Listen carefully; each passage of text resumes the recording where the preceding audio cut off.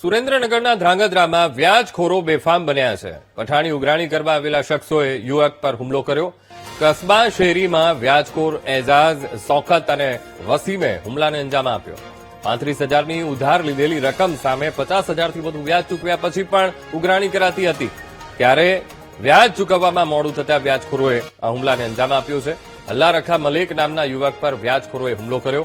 ઇજાગ્રસ્ત યુવકને સારવાર માટે હોસ્પિટલમાં દાખલ કરાયો છે. તો હુમલાની આ ઘટના છે સુરેન્દ્રનગરની આ ઘટના, જ્યાં વ્યાજ ચૂકવવામાં મોડું થતા હુમલો કરવામાં આવ્યો. અલ્લારખા મલેક નામના યુવક પર વ્યાજખોરોએ હુમલો કર્યો.